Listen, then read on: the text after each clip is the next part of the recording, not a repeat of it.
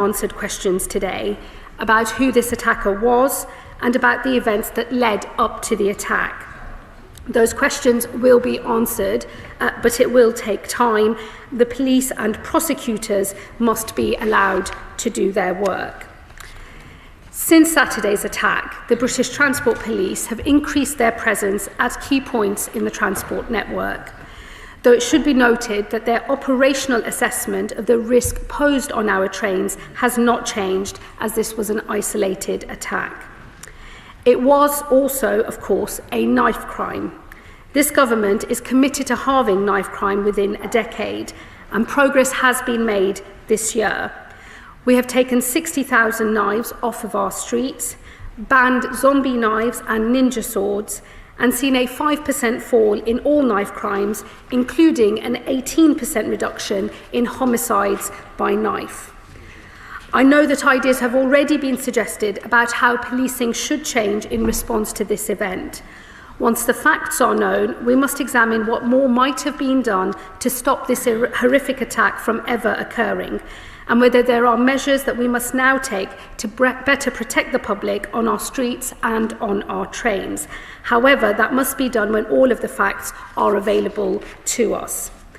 Madam Deputy Speaker, the thoughts of the whole House are today with the victims of this horrific crime, their families and their friends, and all affected by what happened on Saturday night. The sickening act of the man who committed this crime was the very worst of humanity. But the actions of those who responded, who ran towards danger to save the lives of people they did not know, was the very best of us. I know we all share in paying tribute to their extraordinary bravery today, and I commend this statement to the House. Shadow Secretary of State Chris Philp. Thank you, Madam Deputy Speaker. I thank the Home Secretary for advance sight of her statement. Our thoughts are with the victims of this appalling attack and their families, as the Home Secretary quite rightly said. I join her in paying tribute to the emergency services who responded so fast, and to the brave interventions by members of the public and the train staff that prevented an even worse tragedy from occurring. They are truly heroes. This attack has horrified and shocked the whole nation. People simply travelling by train were indiscriminately attacked. The horror the passengers experienced will likely stay with them forever. Anthony Williams has now been charged. As the Home Secretary said, he had been involved in previous incidents in Peterborough, and in the early hours of Saturday morning was also allegedly involved in an attack on the Docklands Right Railway in London. Will she confirm, as I've been told, that police in London knew Williams' identity following that? And if so, were Cambridgeshire police informed so they could track him down? In essence, I'm asking, were there any opportunities to have prevented this from occurring? The Home Secretary said that Williams was not previously known to the security services, counter-terrorism policing or Prevent. Can she also tell the House if Williams was previously known to the police more widely or to mental health services? Mr. Speaker, this all comes just weeks after a murderous Islamist terror attack on a Manchester synagogue and just days after the horrendous murder of Wayne Broadhurst by an Afghan asylum seeker, both using knives. Although homicide has thankfully fallen by about 15% since 2010, and as the Home Secretary said, knife crime has fallen in recent years, every homicide and every knife attack is one too many. I saw, together with the Police Minister, the grief this causes at the funeral of a 15-year-old girl, Eliane Andam, murdered in Croydon just over 2 years ago. So, speaking in general, not in relation to this incident, does the Home Secretary agree that knife crime and knife homicide are still too high and we must do yet more? Does she agree that more knife crime offenders should go to jail? This is important because when offenders are in jail, they of course can't attack the public. Does she agree we need to ensure more people who carry knives, especially where they use them to threaten others, are jailed?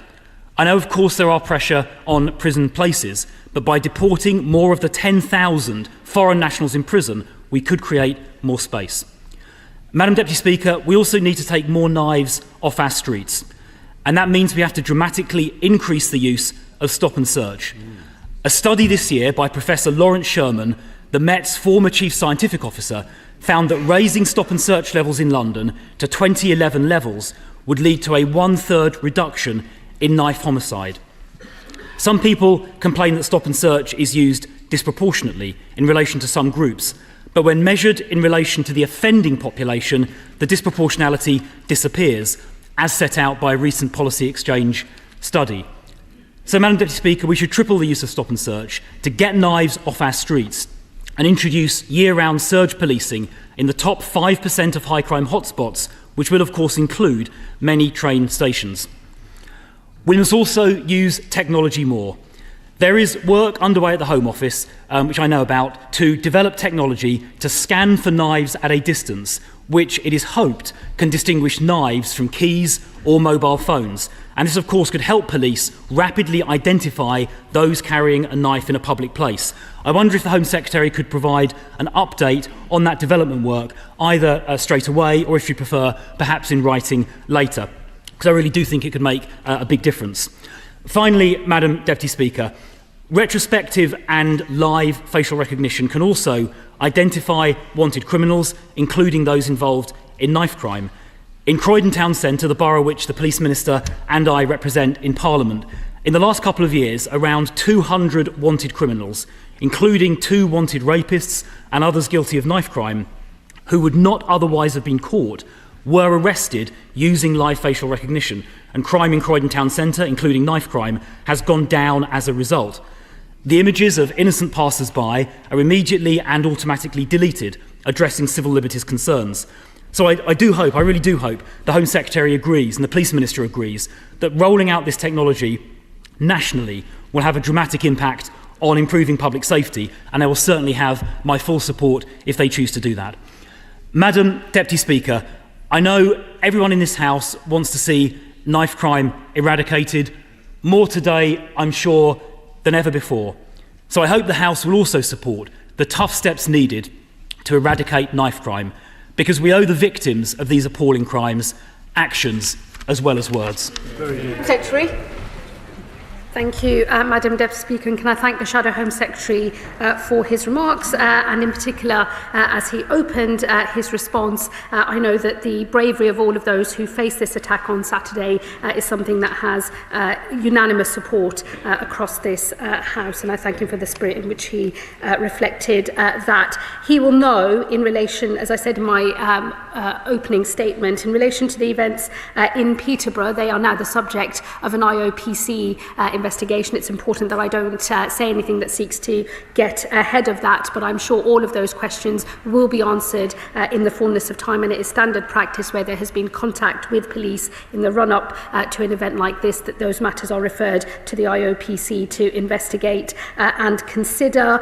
He'll also know that I can't say anything in relation to the suspect who's been charged and any prior history or indeed any mental health issues, because that would also be facts that are material to any future court proceedings, and it would be inappropriate for me or indeed anybody else in this House to comment or speculate on those matters today. And I would just ask that the words of the Speaker at the opening of this part of our session are remembered as we pose questions today.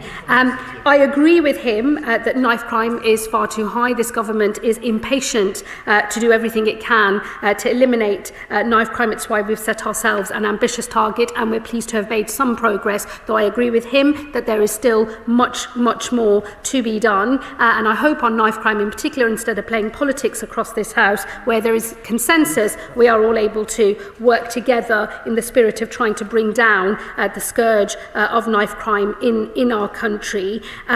As I say, the numbers have gone in a positive direction, and I hope he will welcome that and work with us as we seek to make more progress. He referred to sentencing in particular. I do have to say, Madam Deputy Speaker, I think it's disappointing when members opposite do not reckon with the scale of the crisis in our prison system. This government inherited a prison system on the brink of collapse. It has meant difficult decisions ever since we have entered office in order to prevent this country from running out of prison places entirely. He will know that this government has deported more foreign national offenders since our term of office than was the case in the previous record under the previous government. Despite deporting record numbers of foreign national offenders, the scale of crisis in the prison system means that there are still more prisoners coming into the system than there have been places, and it is important, therefore, that the sentencing reforms are seen in that context. He will know, though, that it is the case that those who are in possession of a knife and who have been using that in a threatening manner do attract, the majority of those people do attract reasonably lengthy prison sentences. When we know more about the circumstances of this particular case, we will know if there are other lessons for us to draw and other areas of policy for us to consider. He referenced stop and search and he, I think, lamented the issues around disproportionality. I hope I'm not putting too much of a spin on his remarks. I would just gently remind him it was a former Tory Home Secretary in the first 2010 to 15 Parliament that started speaking about disproportionate use of stop and search powers and changed the rules around stop and search to reflect the disproportionate use of that power back then. That has been the record of the previous government, but I hope he will recognise that the police already have the power to use stop and search indiscriminately where the intelligence suggests that that is required. That is an operational decision for police chiefs, and of course the decision as to whether to stop and search someone where there are reasonable grounds and suspicion is an individual operational decision for individual police officers. This is a well-used power, it is a well-understood power, it is an important power that is in our arsenal for tackling criminality, and this government fully supports its lawful use. Let me also say on live facial recognition, it's this government that will very soon be consulting on a new legal framework to underpin the use of live facial recognition. He will know that when his party was in power, it was left to individual police forces, and I believe it was South Wales and the Met who first rolled live facial recognition out, faced lots of legal challenges as a result thereof. The government did not then change their policy, but this government will consult on a legal framework so that all police forces across the country can use live facial recognition technology, confident that they will not find themselves defending those decisions in courts in the future. And I've also supported the rollout of 10 specific live facial recognition units across the country, and will look to do more as well in the coming months. In relation to scans for knives, let me just say to him on tech more broadly, I think there is much more that we can do to use emerging technology in order to help us tackle this type of criminality, and I'm happy to write to him about our current plans, but I will be setting out more in terms of our broader position in the coming weeks. Madam Deputy Speaker, knife crime is a terrible, terrible crime. It claims far too many lives in our country. It is important that we keep doing everything we can to bear down on the damage that knife crime causes and provide pathways for those who get caught up in the carrying of knives. That is an important bit of policy that we will carry on working on. But in relation to the attack that we are talking about primarily today, I do urge the House that before we draw broader policy conclusions, we wait until more of the facts are known. Select Committee Chair Ruth Cadbury. Thank you very much, Deputy Speaker, and I thank the Home Secretary for all her remarks, and also the Secretary of State for Transport, who's here today, for her comments on the media this morning. And I share, as all members of this House do, their concern for the victims and their families, and her recognition of the heroism of so many in this tragedy on Saturday. On behalf of my colleagues on the Transport Committee, I would like to pay particular tribute to all the staff of Avanti West Coast and Network Rail who responded so quickly, and in particular to the train driver who reacted so promptly to get the train to Huntingdon in order that the emergency services could meet it, and also to the onboard staff member who is in hospital after protecting passengers. Now, I know that people may be nervous of travelling by train now, and I thank the work the government and the police services have done to ensure additional police presence at our rail stations, as I saw at Waterloo as I came on my way in here earlier. Now, given that the Home Secretary said the British Transport Police have said that their operational assessment of the risk posed on our trains has not changed, as this was an isolated attack, will the Home Secretary assure me that any long-term changes to security on our rail services will be considered very carefully, and once the full facts of this incident are known, and not rushed into without considering the potential downsides that may impact on the ease of travel by train? Well, I thank my honourable friend for her question. It's always a balance in terms of ease of travel for millions of people every single day, and making sure that people are safe. And of course, this government, the Transport Secretary and the rest of government will make sure that any arrangements we have, whether we remain with the current arrangements or anything that might change in the future, always strikes the right balance. That's the most important thing. But for now, based on our current understanding of this attack, the risk assessment has not changed. And although we're providing more reassurance to people so they feel safe getting on the trains in the aftermath of this attack, at this point there are no proposals to go further, but we will of course review that once more of the facts are known. Liberal Democrat spokesperson Max Wilkinson. Thank you, Madam Deputy Speaker. This attack has left 11 people in hospital, one of them a member of the train staff who is in a critical but stable condition.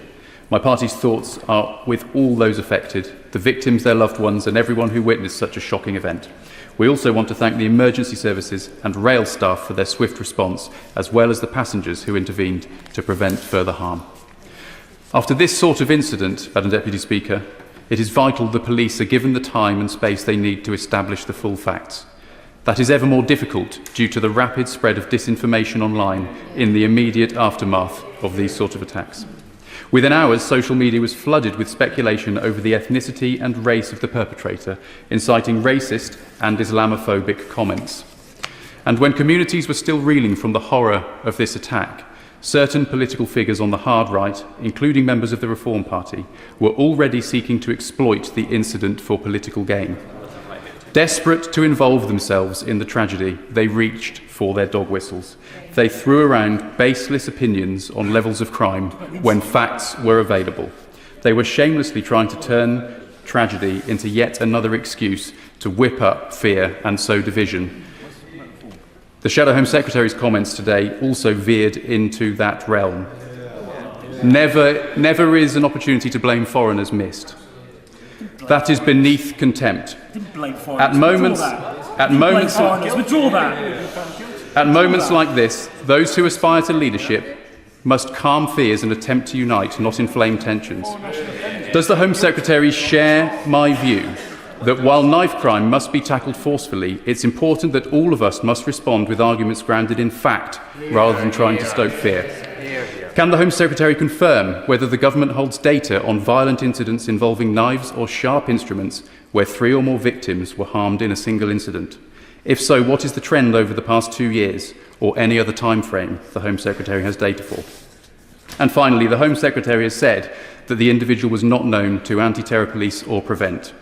But when the facts are known, will she confirm that proper lessons will be learned about individuals who may pose a risk, be it as a result of mental health issues, an obsession with extreme violence, or other relevant factors?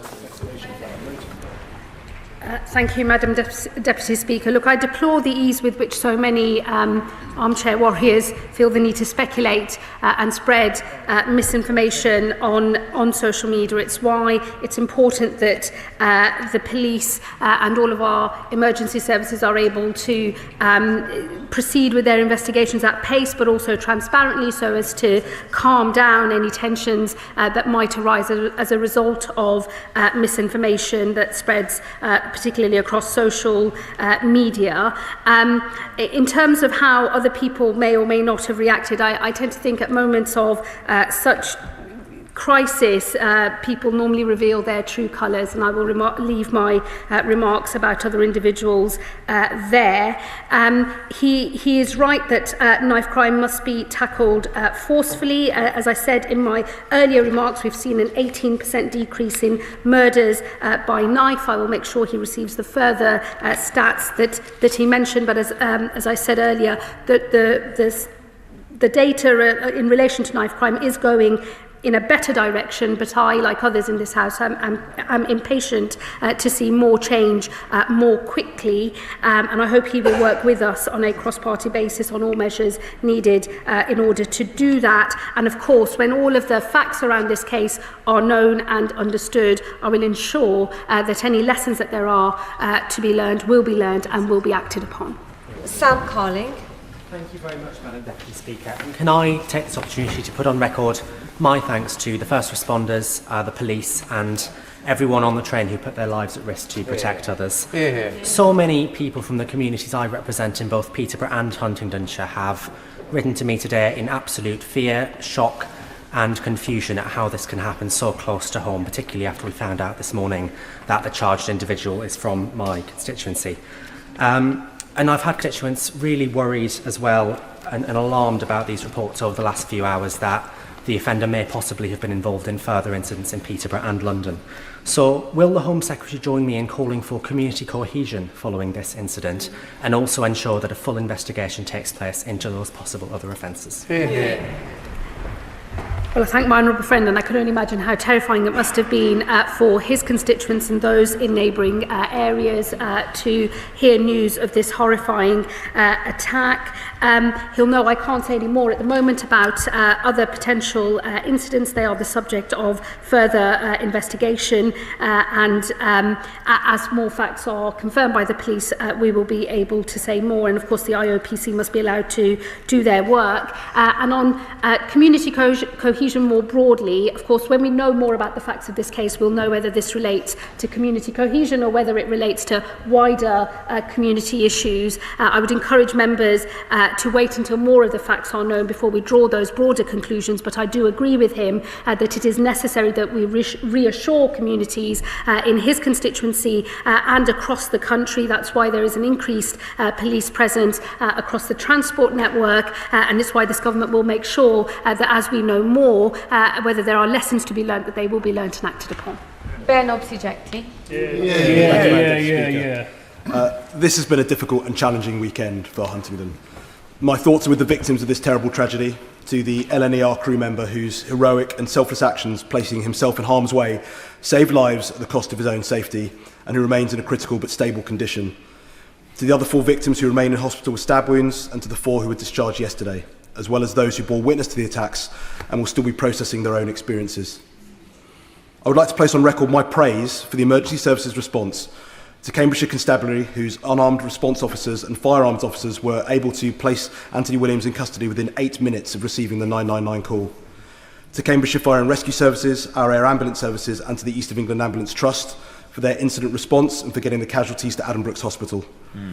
Also to the train driver, Andrew Johnson, and signalling staff, whose speed of thought in moving the train onto the suburban line from the high-speed line meant that the train could make the unscheduled stop at Huntingdon, a decision that curtailed the attack by several crucial minutes, allowed the police to apprehend the suspect, and undoubtedly saved lives.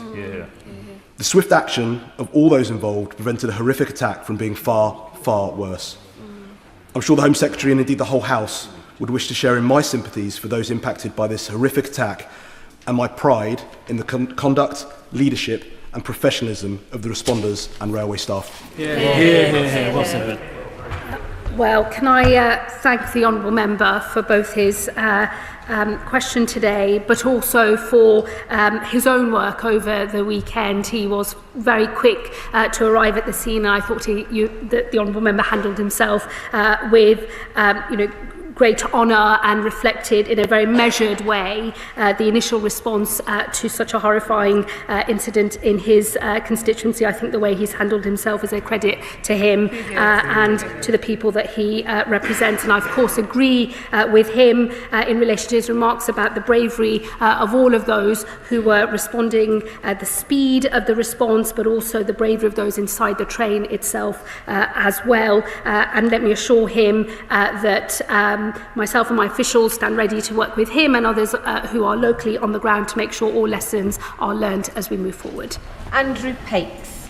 Thank you, Speaker. And can I associate myself with the comments about sympathy and empathy for the victims of this?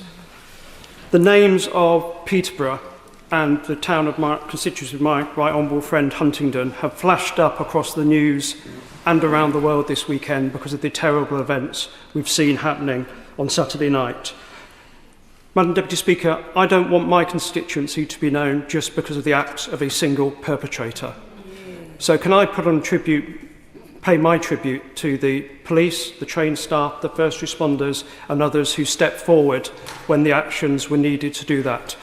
And can I also pay particular tribute to my own constituent, train driver Andrew Johnson, and his ASLEV and RMT colleagues on LNER who went beyond the call of duty on that evening.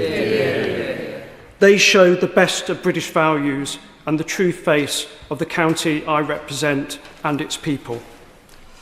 We don't know all of the information yet, but there is great anxiety in Huntingdon and in Peterborough from many people locally, as well as this being a national issue. So can I ask my right honourable friend, can she confirm that we will go and move every mile to tackle knife crime, ensure our streets and public transport remain safe for everyone for years to come? Thank you. Well, can I also pay tribute to my honourable friend? He made contact with myself and my officials very quickly after this attack came to light. And he, as other members in this House, is an assiduous constituency member of Parliament, and I'm sure he'll do everything he can to stand up for the people he represents and make sure that the wider area is not tainted by the actions of the attacker on Saturday. And he's absolutely right to remind the House that what we should remember is those who responded, not the acts of the attacker, but those that responded who put themselves in harm's way to protect those that they'd never met before and who are very much the absolute best of us. And again, I pay tribute to all of the staff on the train because what they were faced with was something utterly horrifying and they reacted with immense bravery and undoubtedly saved countless lives.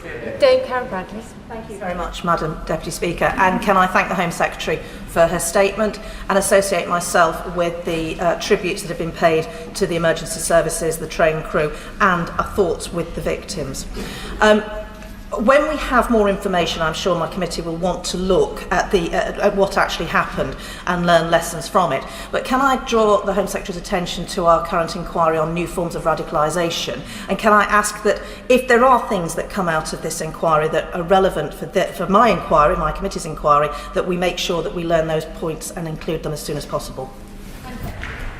Well, can I thank the Chair of the Home Affairs Select Committee for the points that she has just made, and I look forward to working with her closely as we learn more of the lessons once all the facts in relation to this case are known. She is right more broadly, Madam Deputy Speaker, that we are seeing many new forms of radicalisation in this country and across Europe and North America in particular as well, and it is important that we are always stress testing and challenging the response that government has to tackling those new forms of radicalisation. It will need a change, I think, longer term in our understanding of what motivates serious violent behaviour, and I'm sure that is work that she and her committee will continue with, and I pledge to work with them as we try to tease out more answers to these particular problems. Florence Shalami. Thank you, Madam Deputy Speaker, and I want to associate my remarks with everyone who's made powerful tributes to both the train driver, the staff and members of the public, and I think this demonstrates why it is really important for us to have more than one person on the train. The train guards play a vital role in protecting passengers. My constituency is home to both Vauxhall and Waterloo, busy mainline stations. In under 6 weeks, we're going to have millions of people travelling on the public network service, coming home for Christmas. Those people need to be reassured that train travel is an efficient and good way in terms of travelling across the country. My honourable friend, the Home Secretary, mentioned that there will be additional resources across the network for the next few weeks. Will that go on into that busy Christmas period? And this is an issue which obviously covers with the Department for Transport. There is the strange funding mechanism for the British Transport Police. Transport geeks will know that it's actually funded by the industry, not directly from the Home Office. But as we take on more control of the public network and the train service, this will fall onto the government. Is this an area that the Home Secretary and the Transport Secretary will be looking at and making sure we've got a funded, fully funded British Transport Police to protect people travelling on public transport?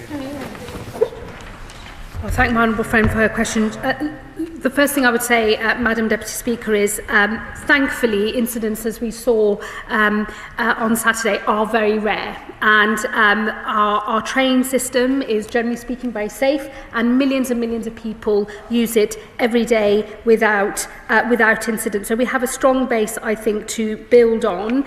But of course, given what has happened and the horrifying nature of the attack and the indiscriminate way in which victims were stabbed whilst on that train on Saturday, it is important, I think, that British Transport Police have made that decision to increase police presence across the railway network. It's an operational decision for them as to how extensive that is and how long that goes on, but we have a very good working relationship with British Transport Police. I've been very impressed with their response to this attack. I've been working very closely with them over the weekend. I do pay tribute to them and all of their officers, and I will be led by British Transport Police in terms of the operational decisions that they are making. On the wider policy questions that she raises, as more of the network is nationalised, I will of course pick up those conversations with the Transport Secretary. Chard. Deputy Speaker, more generally on knife crime, isn't there a disconnect though between what magistrates are able to do? For example, under the Restriction of Offensive Weapons Act, somebody can get a custodial sentence, let's say 51 weeks, and yet under the government's current sentencing bill, there will be a presumption that a 12-month custodial sentence will not be required. So I just wondered what the Home Secretary might do to try and get around that, to ensure that the magistrates do have more powers, more sentencing powers, given that, yes, possession of a knife is not the use of a knife, but clearly the one so often sadly does lead to the other. So there's clearly a legislative disconnect, and I hope the Home Secretary will look at that. Thank you. Well, can I thank him for his question? He will know the average sentence for threatening with a knife is actually more than a year. It's around 15 months. It wouldn't be caught by the presumption in the current sentencing bill. I would also say to him, it's a presumption within the sentencing bill, not a blanket ban on sentences of under 12 months. There is still discretion for judges in all cases, and the bill does set out the circumstances in which that presumption can be overridden. It will always be a matter for the independent judiciary based on the facts of the case in front of them. Start by joining others in expressing sympathy to all those who've been affected. My thanks to the emergency services, the members of the public who got involved, and of course that train crew who acted heroically to protect their passengers. The Home Secretary will understand that there is given the developments today and her statement on the incident in East London in Pontoon Dock in my constituency, there's a great deal of anxiety and fear amongst my constituents of West Ham and Beckton. I'd like to place my thanks on the record, my thanks to the police for their engagement this afternoon with me. What assurances can she give to my constituents on the safety on public transport, particularly in East London, where we have a lot of smaller, unstaffed, open access, Dockland-like railway stations that are used and are essential to the daily life of my constituents? Well, my honourable friend will know I'm limited in terms of what I can say, given it's a live police investigation. The police have obviously confirmed some of those facts already, but their investigation must be allowed to continue without further speculation. But he makes a good point on, and I can well understand why people in his constituency or those who regularly use this particular station will feel concerned. It is why BTP have increased patrols in order to provide additional reassurance to the community. We have nothing that suggests that that was a particular location of interest at this point, and I hope that that does reassure his constituents. Could I echo tributes to train staff and to the emergency services, to her and her team, who I'm sure were working flat out all weekend. Obviously, the case is going through an investigation, but could I urge her to, given the events of Saturday and the run-up to Saturday night, could I urge her to bring together police chiefs to talk about information sharing and any further resource they require? And Madam Deputy Speaker, I'm happy to admit we should not have diluted stop and search, but could I now urge her to look again at stop and search? Northern Ireland is much more permissive, and Section 60 does need to be reviewed. Well, can I thank the honourable gentleman for his question and for his remarks. My experience over the weekend in terms of the different police forces and different emergency services who responded to this attack is actually that they work together very well, and I was very pleased to see that level of coordination, especially when different forces are responsible for different things. But at the start of this incident, counter-terror police were supporting the investigation. That was stood down, but if it had needed to be stood up again, I know that that would have been almost instantaneous as soon as the request was made. So my initial experience of and impression of the collaborative working has been very positive, and I do pay tribute to everyone involved in that over the weekend. On information sharing, I will take that away because I think that, and reflect on what he said, it is important, especially when there's such a huge incident taking place in the country with lots of information going out through different forms, that we make sure there is complete coordination. If he has any specific concerns in relation to this incident, I'd be very happy for him to write to me, and I will ensure that I respond, but I will pick up that conversation with the NPCC and others as well. And look, let me just reassure him on stop and search. I think this is a very valuable tool that the police have. I will always want to see it used wherever it is appropriate to do so. My understanding and my conversations with police so far suggest that from their operational perspective, the powers they have work quite well. But of course, I will always be open-minded and be willing to look again at any of these issues should the advice from police change, or should the experience that we have of the way that the powers are used change as well. Picture. Thank you, Madam Deputy Speaker. If I can start by just associating myself with the many tributes that have been given today to those people on the train that tried to prevent the attack, the staff and the responders. As a member of Doncaster East and Isle of Axome, I use the Doncaster King's Cross service most weeks. I know many of my constituents and people across Doncaster are deeply shaken by this appalling attack, but that service is an indispensable part of our lives. So will my right honourable friend, the Home Secretary, set out the immediate steps that she's taken to reassure passengers who use that line, but also the best way that we communicate that to ensure that they have peace of mind as they travel on those trains over the next few days? Well, look, I think we should all take confidence from the speed of the emergency services response to this attack, which has drawn justified and wide praise across this House today. As I say, the speed of that response meant the attack was brought to an end as quickly as possible, and many lives, I believe, were saved as a result of that response. And I do think that whilst the incident itself is deeply shocking, and I can fully understand that people who use the service on a regular basis will be feeling shaken by this news, the fact that our emergency services were able to respond so quickly, I think, is something that we should all be confident in and take pride in. And then, of course, the British Transport Police have increased police presence across the network in order to provide more reassurance to people. But as I say, thankfully, in this country, incidents of this nature across our transport network are very, very rare. And I think everyone in this House will want to work together to make sure that remains the case. you, Madam Deputy Speaker, and I join the Home Secretary and my constituency neighbour, the Honourable Member for Huntingdon, in their thoughts for the victims and their families, and also in paying tribute to Cambridgeshire Police, Cambridgeshire Fire and Rescue, the East of England Ambulance Service, the staff at Addenbrooke's Hospital, and of course the train crew and passengers for their response on Saturday evening.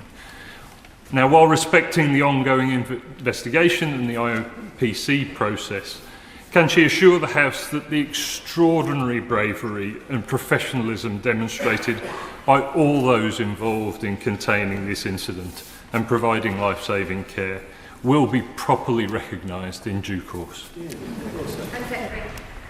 Well, I thank the Honourable Member, and I, of course, absolutely agree with everything he said in praise of all of those who responded to this attack. I will make sure that once we are through court proceedings and the full facts of the incident are known, there will be an appropriate moment to be able to thank all of our emergency services and the brave passengers in an appropriate way when the time is right.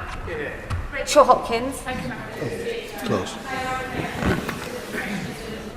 All the LNER train crew and train driver involved in the action. Their swift action and their extensive training to respond to emergencies was undoubtedly critical to saving many lives. Railway staff will be deeply concerned that this terrible incident has taken place against a backdrop of year-on-year increases on violent assaults on rail staff. What conversations is the Home Secretary having with the Department for Transport colleagues regarding resources and support needed to keep rail staff and passengers safe on our railways? Well, I know that from my conversations with the Transport Secretary over the weekend, these are issues that are very much on her mind, and of course there is crossover with those of us in the Home Office, but primarily the responsibility sits with the Transport Secretary. I will make sure that she gets a fuller response to her question, but she should rest assured that in this government we recognise that assaults on any of our public sector workers are unacceptable, and the government will always do everything it can to stamp that out. Barclay. Deputy Speaker, could I join my fellow Cambridgeshire MPs in the tributes they've made? The Home Secretary, in her statement, indicated she was receptive to the deployment of facial recognition at railway stations. Could she clarify on the current timeline, what's the earliest date that would be deployed more widely? And given some of the early lessons coming out of this case, what scope is there for the government to accelerate that timeline? Well, the consultation that I referred to in my earlier remarks in terms of the legal framework for much wider use of live facial recognition will just be in the next few weeks, so that's all but upon us. I referred to the funding for 10 new mobile units which has been made available, and British Transport Police is preparing a pilot of live facial recognition technology at selected railway stations in London. It will run for a period of 6 months. The exact dates will be public in due course, and I will make sure we write to him with those when they are decided. Thank you, Madam Deputy Speaker. With LNER headquartered in my constituency of York, I have written to David Horn, the Managing Director, to offer my support to him and pass on my best wishes to his crew. I also want to put on record my thanks to the signallers who made it possible to shift the train onto the line, who are also based in my constituency of York. Last summer, I sought to amend the Crime and Policing Bill with an amendment to provide greater protections for transport staff in the light of the increased risks they are facing. With the bill about to enter committee stage in the House of Lords, will the Home Secretary look at my amendments again and ensure that we do provide those protections for transport staff? Friend, I'll happily discuss with her the content of her earlier amendment, and even if not accepted for the bill, I'll ensure that the policy question that she's raising is picked up by our colleagues in the Transport Department. We are running out of time, so I'll ask the questions to be short and, of course, the answers as well. Stephen Gethings. Madam Deputy Speaker, can I put on the record our best wishes to the victims and our thanks to the emergency services and railway staff who did a remarkable job. I know she can't comment on the case in particular, but one concern that I have is around the speculation and disinformation that is rife on social media. Can she make it her job to maybe have a conversation with the social media companies, because that kind of speculation does no service to the victims or to the police who are pursuing this issue? The most important thing is that official sources of information are able to be as transparent as quickly as possible, so the vast majority of this country that doesn't just get its news from social media knows what is happening. Of course, there'll be a role for the Online Safety Act in future as well. Sir. Thank you, Madam Deputy Speaker, and I do thank the Secretary of State for her statement and for bringing it to us so promptly. I use LNER every week to come to this place, and I always knew the staff were great, but I didn't realise they were heroes. And I think the response we've seen from both the staff and the public on the train really was the best of Britain. But I think the response to social media was absolutely shameful, if I'm honest, absolutely shameful. And it shames us as a country, actually. Yeah. But LNER does connect Edinburgh South West to destinations north and south. And I'm sure my residents will be really pleased to hear what they are looking at facial recognition on the transport network, because I think it's incredibly important. But if I can talk about knife crime more generally, in June the government gave a commitment to look at round-tip knives, the manufacture and sale of them, and hopefully mandating that. Is the Home Secretary able to give us an update on this? And I'm sorry for putting her on the spot. We'll be publishing a knife crime strategy very soon. What I would say about rounded top knives is I understand the reason why some people think that is part of the solution. I will, of course, consider all of the evidence, but in the end, we have millions of normal kitchen knives available, and so we've got to do a much better job on all of the other areas, such as prevention. Julian Lewis. Very briefly, Madam Deputy Speaker, when the Home Secretary is undertaking lessons learned and recommendations for the future, will she look into the question as to whether there is any protective equipment or even disabling equipment of a non-lethal nature that could be issued to staff for use in such an emergency? Thank you. Well, we'll know that tasers were deployed to bring this incident to a close on Saturday. But let me assure him, even if it's not part of the wider lessons learnt from this case, once all the facts are known, I will, of course, take under consideration the points that he has made. Nav Mishra. Thank you, Madam Speaker. Madam Speaker, my thoughts and prayers are with the victims of this brutal attack, and of course my tribute to the amazing courage and bravery of the train crew, but also the first responders. Like my friend from Vauxhall raised, I have serious concerns about the funding arrangements for British Transport Police. So can I encourage my right honourable friend, the Home Secretary, to work with the Department of Transport and the Secretary of State for Transport to make sure that the funding arrangements for BTP are good going forward? Yes, I agree with my honourable friend of the vital role that BTP plays. Their funding for this year is actually 6% higher than previously. They have a hugely important role, and I'm sure the Transport Secretary will do everything she can on the funding front. Clynnis Meddy. Mine and Plaid Cymru's colleagues' thoughts are with everyone affected by this appalling attack. They're also with the train driver, crew and staff whose quick thinking and decisive action helped protect many from the worst of outcomes. Will the Secretary of State join me in expressing gratitude for their bravery and for showing us all how crucial the presence of officers and sufficient staffing is to our public safety? Surveillance can help catch criminals, but staff on the ground saves lives. Here, good question. She makes a very good point, and it is undoubtedly the case that the staff on the ground in this incident saved lives. Neil Duncan Jordan. Madam Deputy Speaker, and can I echo the Home Secretary's comments earlier and the tributes paid in the House already? She will know, though, that the British Transport Police is facing an unprecedented funding deficit that threatens the safety on our railways. There's currently 8.5 million shortfall, with the threat to nearly 300 jobs. Will she therefore meet with the Transport Secretary to discuss how we can fully fund the BTP as a matter of urgency? Well, I would repeat that the BTP for year 25-26 have been awarded £415 million, which is an increase of almost 6% this year, and I'm sure the wider funding issues are something that the Transport Secretary is considering. Eastwood. Madam Deputy Speaker. I also want to pay tribute to those who were on the train, the staff and the first responders, as well as members of the public. Could I also ask the Home Secretary to consider comments made by the Right Honourable Member for Staffordshire Merlins in terms of the new ways of radicalisation? The previous Home Secretary also referenced this at the dispatch box, and I would be very keen to hear her views on it. Thank you, Madam Deputy Speaker.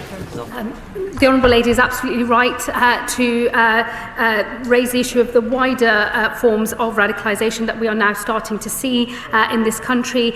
She should rest assured I will ensure, even if it's not relevant to the specific lessons to be drawn from this case, that is very much on the minds of all of us in government as we seek to meet the scale of the new challenge that we face. Paul Davies.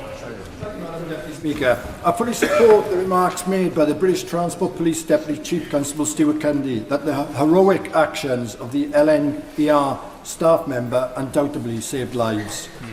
At a recent meeting with the TSSA, they raised concerns about policing budgets and the unique pressures facing the British Transport Police. What discussions has the Minister had with the Treasury to ensure a fair funding settlement, one that safeguards their operational capacity and ensures the continued safety of passengers across our network? Well, I would repeat the earlier answers I've given in relation to funding, and you should rest assured these are matters that we are discussing with the Transport Department. Jeremy Corbyn. Thank you, Madam Deputy Speaker. In her review, will the Home Secretary undertake to look at the very serious problem of some trains operating without any staff on at all, some very busy trains with insufficient staff on, and hundreds of stations all over the country, particularly in the evenings, with no staff on at all, where the public are obviously, travelling public, are obviously very vulnerable and at risk? Can we pause driver-operated only trains and look at the issues of safety for the public as a whole? Well, we will be led by the operational assessment made by British Transport Policing in terms of what is required, and he should rest assured the government will make sure that where we have a role to play in terms of keeping people safe on the transport network, we will do so. Mary Kelly-Foy. First thoughts are with the victims of this horrific attack. The RMT union has called for urgent meetings with the government, with police and the industry to ensure that we have the strongest resources and procedures in place to protect staff and passengers. Can she confirm that the Department for Transport and the Home Office will facilitate these meetings as soon as possible? Well, I can assure her that myself and the Transport Secretary will, of course, be discussing all and any lessons to be drawn from this incident, and that there will be a cross-government response that meets the scale of the challenge that we face. Adam. Madam Deputy Speaker, does the Minister share my deep concerns that when heinous incidents like this occur, certain political commentators and sadly certain politicians race to set the narrative behind such attacks as ethnicity or faith-based, or ideally both, rather than focusing on the key crime indicators like socio-economic deprivation, disintegration of youth services, addiction issues, lack of funding for our police force, or lack of mental health support facilities? Does she agree these factors matter much more than ethnicity, faith, or migration status of the perpetrator? Well, I think he's getting rather ahead of what facts are currently known about what lay behind this particular attack, so he'll understand if I refrain from making broader conclusions about the motivations here. I think it is important, learning the lessons of what happened after the Southport attacks, that government moves quickly and that police move quickly to make all shareable information available to prevent the spread of disinformation and potential public disorder.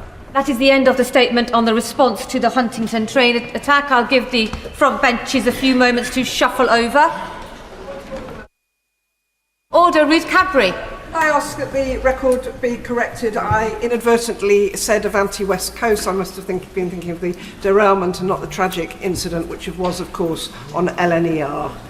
Thank you so much for correcting. Now, duly on the record, please seated. Point of order. Is it really a point of order, Jim Shannon? There isn't. In my constituency of Strangford today in Portavogie, a young man was killed in a knife attack. And I think perhaps maybe in order for mention that there, perhaps the House would join me. Mr. Jim Shannon, that is very important, Mr. Jim Shannon, but we cannot continue that statement. It is now concluded. Point of order, Chris Phillips. Very briefly, I think the Home Secretary may have misheard me during my question. I was saying that I was not concerned about disproportionality of stop and search, because when you compare it to the offending population, there is no disproportionality, and I was encouraging further use of the tactics. I wanted to make sure the Home Secretary had heard and received that message. The Home Secretary has most definitely got that on the record. I will now continue with the business of the day. The Clerk will now proceed to read the orders of the day. Public Office Accountability Bill, second reading. Now. Prime Minister to move second reading. Thank you very much. I beg to move that the bill be now read a second time. Before I come to the bill, Madam Deputy Speaker, I want to put on record in this House my own tribute to the police, the first responders, and in particular to the heroic actions of both the driver and members of staff on board the Doncaster to London train, where such a vile and horrific attack took place this weekend. We all share in the revulsion of this shocking incident, but there's no doubt that their collective action, their brave action, saved countless lives, and I know the whole country is grateful for that. Madam Deputy Speaker, 36 years ago, 97 men, women and children went to a Liverpool football match in Sheffield, an FA Cup semi-final, an occasion of joy, and they never came home to their families. Madam Deputy Speaker, I invite the House just to reflect on that simple statement of fact, what that might feel like. Nearly 15 years ago, when I was Director of Public Prosecutions, I met many of the Hillsborough families during the independent panel led by Bishop James Jones. I will never forget what they told me, their testimony, painful to tell, painful to hear, including the testimony of Jenny Hicks, who told me how she and her husband drove their 2 teenage girls to the game that day, and they had to drive back later with an empty back seat. Every single story, every single experience, painful to the core, unimaginable to the core. And so, Madam Deputy Speaker, before I come on to the bill and the contents of the bill, I want to begin this debate with a simple acknowledgement, long overdue, that the British state failed the families and victims of Hillsborough to an almost inhuman level. But, Madam Deputy Speaker, those victims and their families, their strength, their courage, their refusal to give up, a determination no matter what was thrown at them, to fight for people they'll never know or meet, to make sure that they never go through something like this again. They are the reason we